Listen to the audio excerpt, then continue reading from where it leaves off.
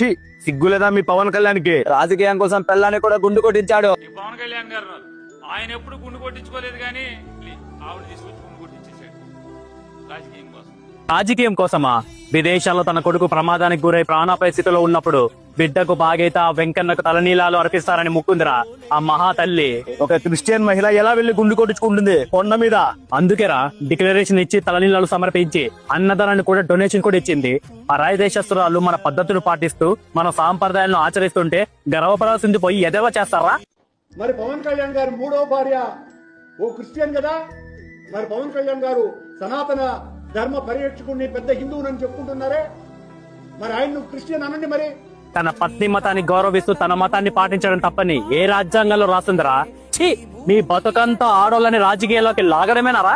అధికారం ఉన్నప్పుడు బాబు గారి భార్యని అసెంబ్లీ సాక్షిగా అవమానించారు. ఇప్పుడు పవన్ కళ్యాణ్ గారి భార్యని అవహేళన చేస్తున్నారు. మాతృమూర్తుల జోలికి రాకండి, మట్టి కొట్టుకొని పోతారు. మగువా లోకానికి తెలుసా నీ విలువా?